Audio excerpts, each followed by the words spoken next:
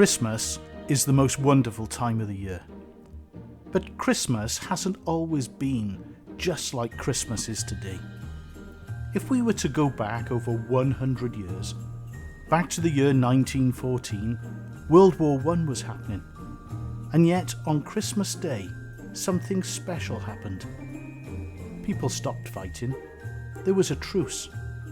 You could hear Christmas carols being sung in both trenches. Some men got out of the trenches and exchanged gifts. And some people say that football matches happened. It must have been a wonderful day, right in the middle of World War I. Even further back, in 1837 to 1901, was the time of the Victorians. They really enjoyed Christmas. They were the first ones to put a Christmas tree inside the house. They sent the very first Christmas card in 1843. Oh, how I hate writing Christmas cards, but I do enjoy receiving them. Something that the Victorians did as well was they started Christmas dinner being a roast turkey and all the other things too. Perhaps I like Victorians after all. I'm glad I didn't live in the mid-1600s. There were some people called Puritans, and although they did a lot of good things, they thought that Christmas was a complete waste of time, and they tried to get it banned. 1485 to 1603 was the time of the Tudors. The Tudors really loved Christmas. They brought us a lot of the Christmas traditions, like the singing of carols, the eating of mince pies, and most importantly, the sharing and giving of Christmas presents. But of course, if we really want to know what Christmas is all about, we need to go a lot further back. We need to go back 2,000 years to a tiny, tiny little village called Bethlehem in Israel. Bethlehem wasn't a terribly exciting place. It was famous for a few things. It had a really good well. There was a lady called Ruth who really pleased God. And there was one famous king, King David. He came from Bethlehem. But other than that, it was just a really sleepy little village. Some people in Bethlehem were shepherds. There were a lot of sheep to look after. After the grain had been harvested, the sheep would come into the fields and eat up the scraps. The rest of the time they would be out there on the hills, and it took a lot of people to look after them. In the village of Bethlehem, a lot of the young boys knew that they would grow up to be shepherds. Shimon could have been one of these boys. Shimon means to listen or to hear. And I expect Shimon's mum at times thought, why did I call him that? He doesn't listen. He doesn't hear, especially when I tell him to do something. Shimon loved to play in the streets of Bethlehem. He also liked to go with his friends up onto the hillsides and run around in the fields, playing all sorts of different games. But what he really loved was going next door to the little house that he lived in and going into the carpenter's shop and there helping out. He just loved to do things with wood and dreamed about becoming a carpenter. But he knew, one day, just like his dad and his grandfather before him, he too would be a shepherd in Bethlehem.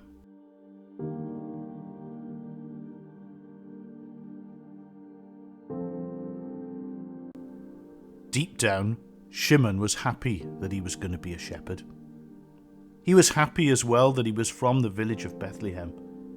And even though his mother said, "Why did I call you Shimon? Because you never listen," he did listen. He used to like to listen to the old scrolls being read.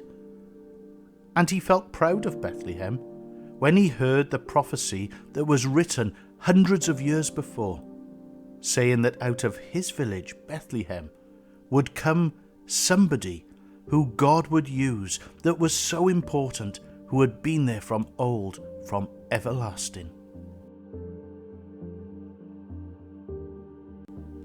The time finally came. When Shimon was just 11 or 12, he had to leave his friends and stop playing in the streets. It was time for him to become a shepherd, to do what his father and grandfather had done. He would go out onto the hillsides and look after the sheep.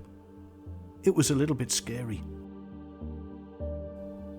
When the rains came, at night the sheep would be herded up together, and the shepherds would move them into the caves, and there they would be dry and safe. Shimon quite liked this.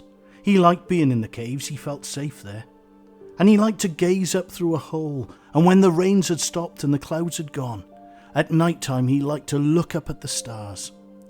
It made him feel a little bit small, on this earth, there in a cave, and looking out at the whole universe as it passed by overhead. But very often they would find themselves out on the Judean hillsides. No cave to shelter in, no hut to hide in, just out there, under the clouds, hoping that it would be a moonlit night so you could see things, but the clouds often passed in front. Shimon was often given the job of going to get firewood to light a fire. He didn't mind doing this, but he'd do it before it was dark. And he would make sure that there was a great big fire, because as long as the fire burnt, then he felt safe. Often, when your eyes got used to the darkness, the more you stared into it, the more sets of eyes you could see looking back at you. It was the wild animals around, some big, some small. Yet, somehow, in the darkness, Shimon always seemed to imagine that they were wolves and bears and large animals, even though sometimes they weren't. On some occasions, Shimon would notice an owl or hear the hoot in the distance. At first he was a bit afraid of them, but then he soon realized that the owl was his friend. They would go around and catch all the things that scurried about, making those noises that made him nervous in the darkness. The owl would swoop silently through, looking for his prey. And that made Shimon able to sleep a little bit. But sometimes he would dream of what those eyes could be in the night. Then he would wake and put another log on the fire. And once the fire was burning again, well, maybe he would feel safe once more. This seemed to be more or less every night. But there was one night that stuck out in his mind, and he'll never forget it as long as he lived. The shepherds were busy rounding up the sheep. One of the shepherds had gone back to Bethlehem to get food and supplies to bring back to the others. The sun had set, and it was a cloudy night. And while the shepherds were finishing rounding up the sheep, the shepherd had returned, and he made a great big fire and was sitting right by it. As the fire burned, it was welcoming and warm. The shepherd called to the others. He had something that he just had to tell them. He told them that while in Bethlehem, he couldn't help but notice that something quite amazing was happening. There were people coming to Bethlehem from all over the place. Apparently, a Roman governor had said that everyone had to go home to be counted. So loads of people who hadn't been to Bethlehem for years were returning to Bethlehem, and people were ticking them off a list. He had seen one couple that didn't seem to have anywhere to go. They knocked on inn after inn, door after door, and everybody just held up their hands and shook their heads, saying, "We're so sorry, there is no room." He could hardly believe it. The lady was expecting a baby, and nobody gave her a place to stay.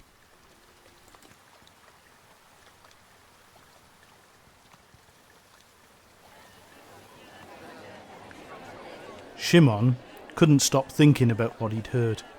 He thought of that young couple and that lady that was going to have a baby. Nowhere to stay? You imagine walking around Bethlehem looking for somewhere, but everywhere was full. Shimon thought, well, if I was outside, that would be okay. Because, well, I'm a tough shepherd now. I'm used to it. But you imagine having nowhere to go. It bothered him. The shepherd by the fire told them about a man who was an innkeeper, and he had felt sorry for them too. And he said, well, there is a stable around the back. You could have that.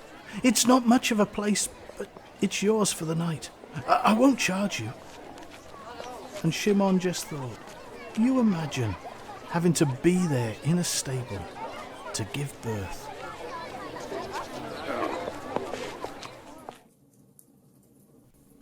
Shimon just couldn't stop thinking. Was the lady okay? Had she had her baby yet? As Shimon lay awake, he thought about his own mother. He imagined her smiling face, and he imagined her saying, "Why did I call you Shimon? You never listen." But she always smiled because she loved him. And as he glanced away at the shepherds that were looking after the sheep, Shimon thought he did hear something. In fact, he was sure that he heard something. And all of a sudden, that moonlit night was so much brighter. The glory of God was shining around about. And suddenly, he heard the voice of an angel.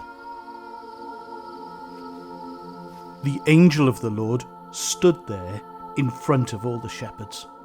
And the glory of God shone around. It was so bright. And even these tough shepherds, they trembled. They were greatly afraid.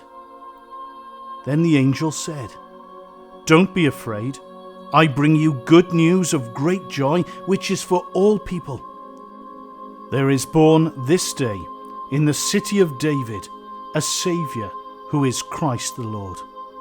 And this will be a sign to you.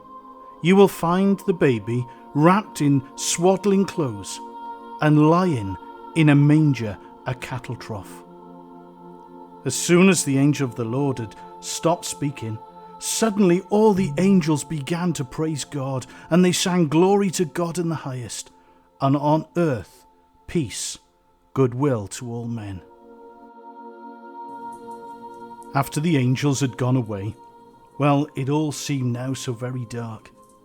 They looked at the little fire burning, and nobody said anything to each other for a little while. They just tried to understand what it was that they had just heard. Shimon must have thought to himself, "There we are. I've lived up to my name. I did hear, I did listen. I've heard the most amazing news that there ever could be." The shepherds did look at one another. Nobody really wanted to speak, but one spoke up. "Let's go down to Bethlehem and see what the angels were talking about, which God wanted us to know."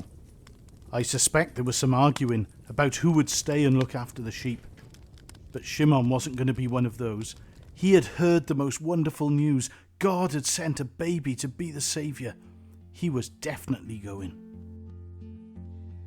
Oh, holy night, the stars are brightly shining.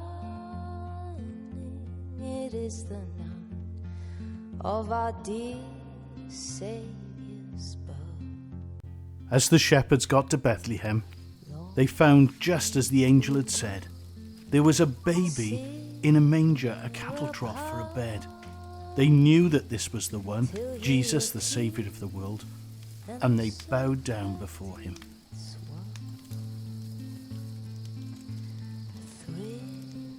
Shimon had heard the wonderful message of the angels. He had seen the Lord Jesus, the Saviour of the world, and he and the other shepherds went and told everybody, and they all rejoiced and marvelled. As the shepherds rejoiced and praised God, Mary just thought about the things that had happened. Everything that the angel had said had come true. She had brought forth God's Son. They called his name Jesus. And one day he would go and save his people from their sins by dying on a cross.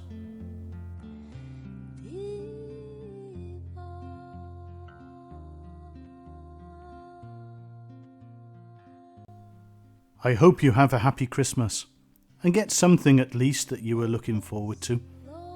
But you know, when we remember Christmas, it's important that we remember it's not about the presents that we get. It's about the gift that God gave us, his Son, the Lord Jesus. A happy Christmas to you all.